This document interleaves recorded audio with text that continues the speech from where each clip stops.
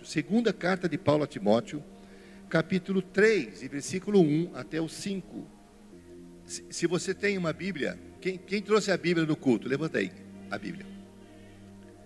É a Bíblia, não falei o celular. O celular tem a Bíblia? Tem outra coisa? Tem outra coisa. E às vezes a outra coisa distrai você. Então quando vier para o templo, traga a Bíblia. Se você não tem uma Bíblia, fale comigo. Vamos para 2 Timóteo capítulo 3, versículo 1. Sabe, porém, que nos últimos dias haverá tempos difíceis. Quem está percebendo que nós estamos vivendo tempos difíceis? Vocês não estão vendo as notícias? As coisas que estão acontecendo em Brasília? As coisas que estão acontecendo no mundo? Tempos difíceis. Versículo 2. Pois os homens amarão a si mesmos, serão avarentos, arrogantes, presunçosos, blasfemos, desobedientes aos pais, ingratos, ímpios, sem afeição natural, incapazes de perdoar, caluniadores, descontrolados, cruéis, inimigos do bem, traidores, inconsequentes, orgulhosos, mais amigos dos prazeres do que amigos de Deus, com aparência de religiosidade, com aparência de piedade, mas rejeitando-lhe o poder. Afasta-te também desses. Está ali, né? Tendo forma de piedade, negando-lhe, entretanto, o poder, a essência. Vamos orar, irmãos, sentados mesmo? Senhor, nós te agradecemos pela tua palavra. Só a leitura dela é edificante. Mas nós pedimos que o teu Espírito venha ministrar aos nossos corações, nesses 20 minutos que temos, ó Deus, 25 talvez, para meditar. Pedimos, ó Deus, que o teu Espírito nos ilumine e nós possamos saber exatamente o que o Senhor quer nos falar essa noite. Em nome de Jesus. Amém. Meus irmãos, eu vou tirar o título da mensagem do próprio texto. Fim dos dias. A Bíblia fala fim dos tempos, últimos tempos, mas a expressão fim dos dias aparece aqui, nesse texto, exclusivamente nesse texto. No original, a palavra fim dos dias, no original a palavra tempos difíceis, significa tempos perigosos. Tempos perigosos. Do versículo 1 até o 5, o apóstolo Paulo fala de 19 comportamentos de pessoas que frequentam igreja. Aqui não são pessoas do mundo, são pessoas que frequentam igreja, que têm aparência de cristianismo, não tem essência. Então eu tenho observado, meus irmãos, isso daqui, ó. Nós estamos vivendo um tempo em que muitas pessoas estão questionando o dízimo. É uma coisa tão normal, mas algumas pessoas, porque ficam assistindo os youtubers da vida, por isso que o texto diz que nos últimos dias as pessoas vão ser avarentas. Pessoas que contribuíam normalmente, agora estão questionando a prática do dízimo, arrumando desculpas para não serem mais dizimistas. Isso aí é um exemplo. Outro exemplo está no versículo 4, diz que eles vão ser mais amantes dos prazeres do que amigos de Deus. As pessoas do mundo não são amigos de Deus, então são pessoas que frequentam a igreja. O versículo 5 mostra outra prova. Eles têm a aparência de piedade, mas não têm essência. Só tem a linguagem, o linguajar de cristianismo, mas não tem a natureza do cristão verdadeiro. Então eu acredito que nós estamos vivendo nos últimos tempos. No livro de Atos, capítulo 2, versículo 17, aparece essa expressão que eu vou ler para vocês aqui. Livro de Atos dos Apóstolos, capítulo de número 2, e o versículo 17, no discurso de Pedro, né? O apóstolo Pedro, ele fala assim, ó: e acontecerá nos últimos dias, diz o Senhor, que derramarei do meu espírito sobre todas as pessoas, e os vossos filhos e as vossas filhas profetizarão, os vossos jovens terão visões, os vossos velhos terão sonhos.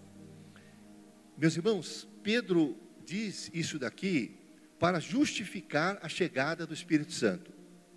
O Espírito Santo chegou no dia de Pentecostes para habitar com a igreja, para viver com a igreja, para cumprir a promessa de Jesus, que ele disse: eu não vou deixar vocês órfãos, vou enviar outro Consolador, o Espírito da verdade, que o mundo não pode receber, mas ele estará convosco, e ficará convosco para sempre.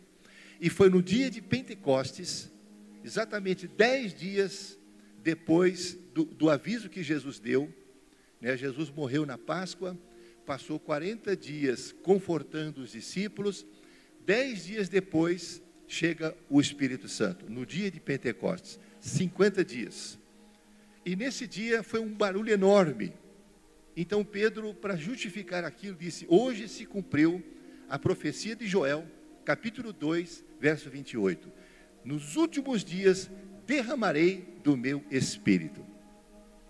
Irmãos, Pedro disse que os últimos dias foi há 2000 anos atrás. Aí eu fiquei pensando, últimos dias? Mas já passaram 2 milênios, 20 séculos. Como a gente vai entender essa expressão? Então nós entendemos da seguinte forma: entre a primeira e a segunda vinda de Jesus, esses são os últimos dias.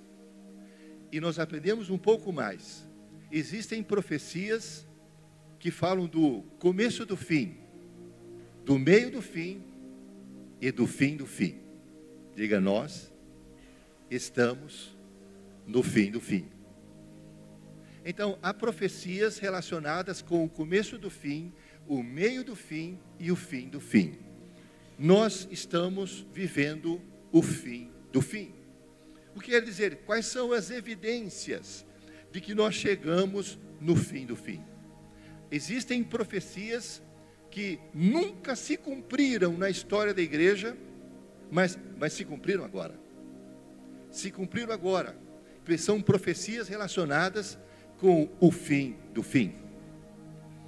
No livro de Isaías, capítulo 66, e versículo 8, nós temos uma profecia do fim do fim.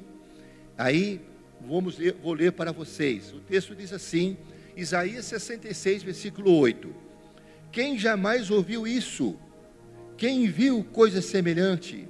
Por acaso seria possível fazer nascer uma terra num só dia?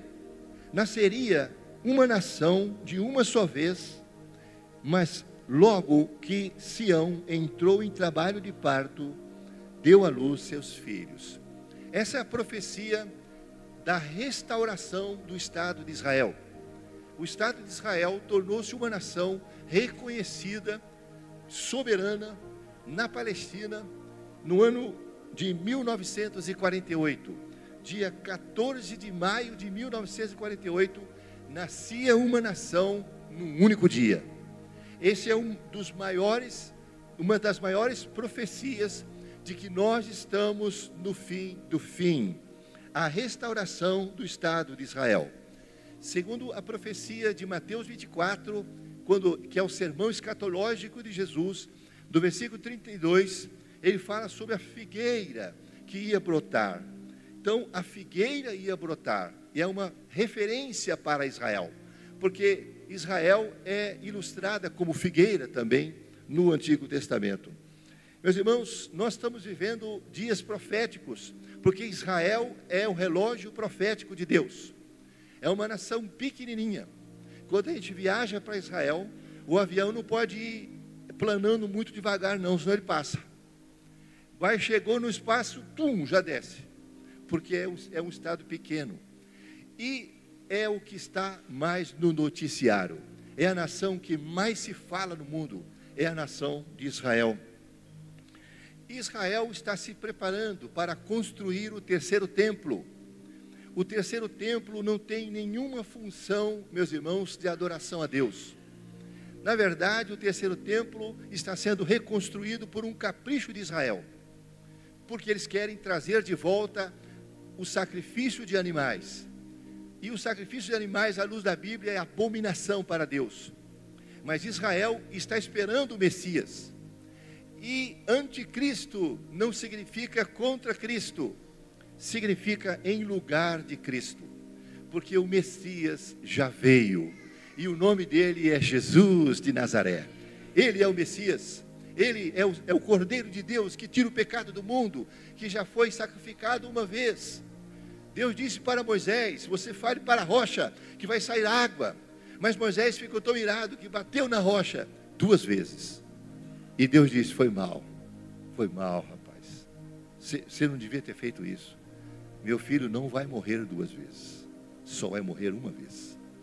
Então, meus irmãos, mas Israel está esperando o Messias. Sabe aqueles judeus que andam com aquelas roupas pretas assim, um calor, e eles continuam com aquela roupa. Você vai para Israel, eles estão tudo vestindo daquela roupa, e você diz: por que vocês têm que ficar com essa roupa? Porque nós temos que esperar o Messias, e está bem vestido, mas o Messias já veio. Mas tudo isso faz parte da profecia. Segundo Tessalonicenses capítulo 2, versículo 3 e 4, diz que o anticristo vai entrar no santuário de Deus, vai se assentar no santuário de Deus, e vai dizer que ele é Deus. O povo de Israel vai perceber que apoiaram o Messias errado nesse dia, porque eles vão construir o templo. Quem vai ajudar ele a construir o templo vai ser o anticristo, e o anticristo vai profanar o templo. Daniel capítulo 9, versículo 27, diz que ele vai entrar no templo e vai profaná-lo. E esse templo que os judeus vão construir vai ser destruído na grande tribulação. A grande tribulação vai destruir esse templo, porque o templo que vai ser construído para a adoração do Rei dos Reis vai ser construído pelo Senhor Jesus. Então, meus irmãos, estamos vivendo os últimos dias. Qual é a evidência? A evidência é o Estado de Israel. Olhe para Israel, é como se ele estivesse falando: Jesus vem. A Bíblia fala em Mateus 24, versículo 8, sobre o princípio das dores. A pandemia que atingiu o mundo inteiro foi uma contração dessas dores. Mateus 24, 8 diz assim, que é somente o princípio das dores, não é o fim. A palavra dor no original é odim, que quer dizer dor provocada pelo parto. Jesus disse que os sinais seriam como o princípio das dores. Os sinais envolvem o crescimento do pecado. O crescimento do pecado. Irmãos, nas redes sociais está um barulho enorme. Você sabe que um irmão em Cristo foi assassinado quarta-feira. Um pregador, um servo do Senhor. E o pessoal que é inimigo estava celebrando isso. Como pode fazer isso? Como pode celebrar o assassinato de uma pessoa inocente? Mas é o crescimento do pecado, o esfriamento do amor, e por multiplicar a iniquidade, o amor de muitos esfriará. Então nós estamos vivendo nos últimos tempos. Eu não tenho tempo para aprofundar esse assunto aqui. Então eu quero já partir para o final e fazer uma pergunta: qual deve ser a postura do cristão professo, do crente que quer morar no céu, que sabe que está chegando a meia-noite, que a meia-noite está próxima? Essa expressão meia-noite, irmãos, está no livro de Mateus capítulo 25, que fala sobre a parábola das 10 virgens. E à meia-noite ouviu-se: eis o noivo, saia ao seu encontro. Então o relógio do fim do mundo, que a ciência criou aí, diz que nós estamos a poucos segundos da meia-noite. É tudo baseado nesse texto, lá em Mateus capítulo 25. Qual deve ser a postura daqueles cristãos que estão vivendo no fim do fim? Ou seja, que reconhece a proximidade. Hoje eu estava falando com o presbítero Cassiano, que foi os discípulos que perguntaram para Jesus: Mateus 24, versículo 3. Eles perguntaram: Senhor, que sinal haverá do fim do mundo? E que sinal haverá da tua vinda? Isso está lá. Então Jesus responde aos discípulos. Isso quer dizer que só a igreja que está antenada vai perceber o sinal dos tempos. Muitas pessoas não vão perceber, porque Jesus falou isso para a igreja, para os discípulos. Ele disse a primeira coisa: acautelai-vos, que ninguém vos engane. Nós estamos vendo um tempo de engano, meus irmãos. É só você observar, tem engano fora e dentro da igreja. A teologia coach, a teologia da prosperidade e outras teologias, isso é heresia. É a felicidade sem a cruz de Cristo.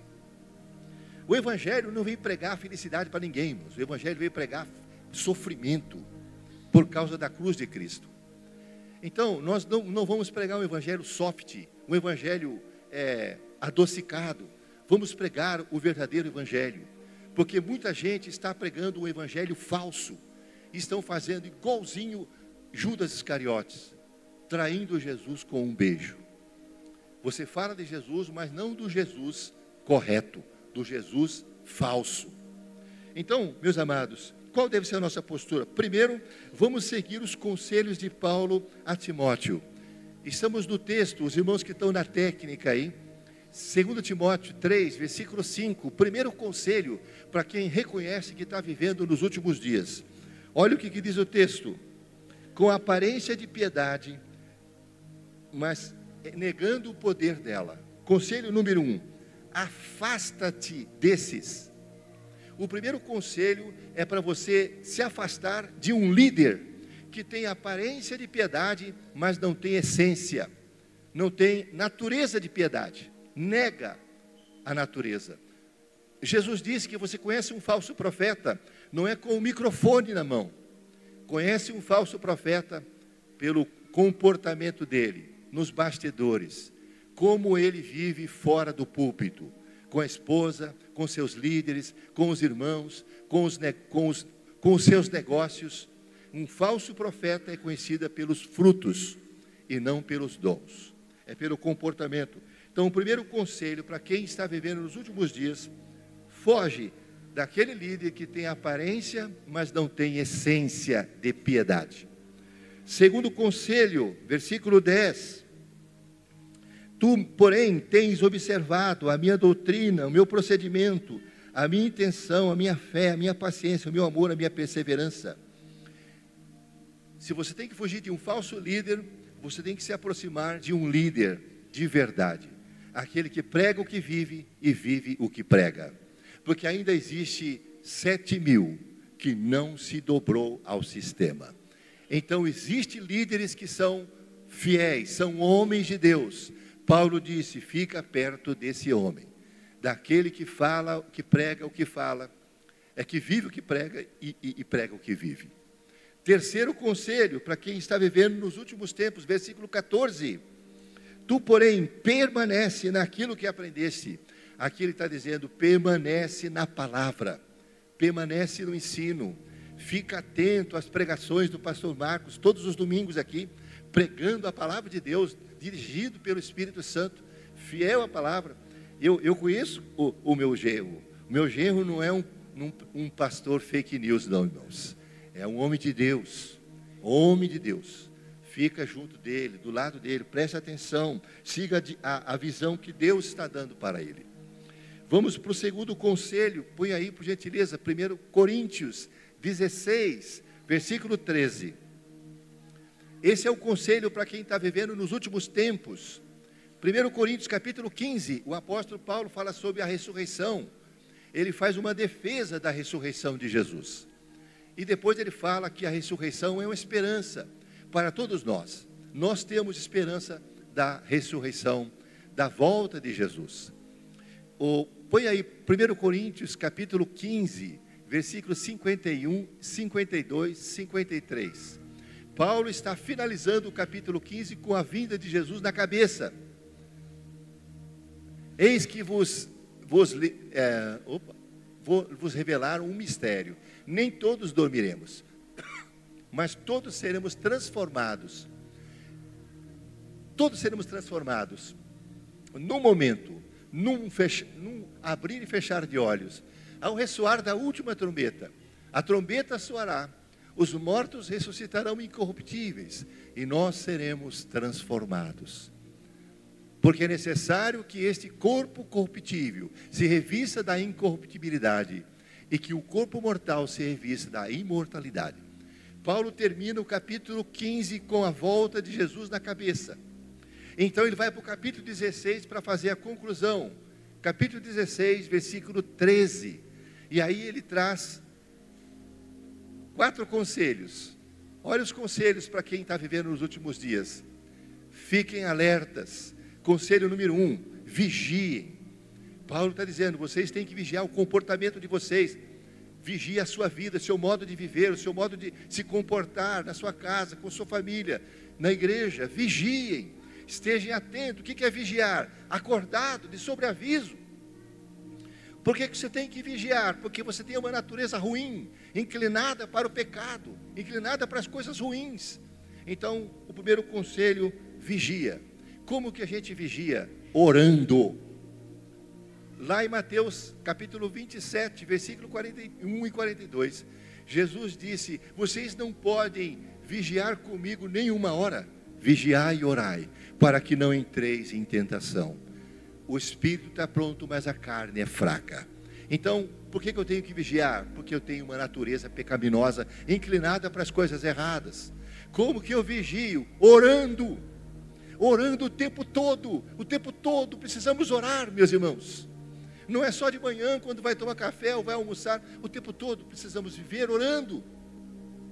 Segundo conselho, permaneçam firmes na fé. A palavra fé ali é no sentido objetivo, no sentido doutrinário, no conjunto de crenças. Permaneçam firmes na fé que você aprende na Bíblia, na palavra, porque nos últimos tempos vai aparecer muitas inovações, coisas que desviam um pouquinho, mas desvia. Quantas pessoas, meus irmãos, estão apostatando da fé, pessoas do nosso meio, abandonando a fé bíblica, dizendo que a Bíblia tem que ser atualizada. Por que ela tem que ser atualizada? Para acomodar certas práticas pecaminosas. Então o texto está dizendo, permaneçam firmes na doutrina, na sã doutrina, no conjunto de crenças bíblicos. Esse é o segundo conselho. O terceiro conselho, mostrem coragem. Aqui, na tradução atualizada, corrigida, eu acho, atualizada, diz assim, hajam varonilmente. É como se ele estivesse falando assim, pare de agir como criança. Tenha comportamento de gente adulta. Pare de agir como criança. Como que criança age?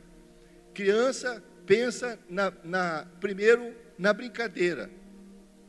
Criança é inconsequente. Não mede as consequências.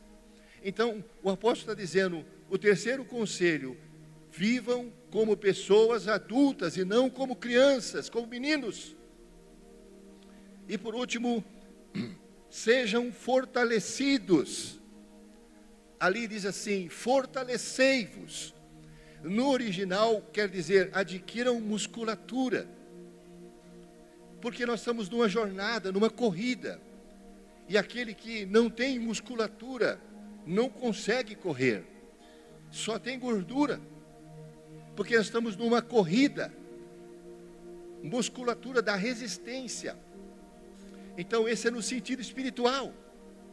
Enquanto muitas pessoas ficam na academia, puxando ferro, né, como fala.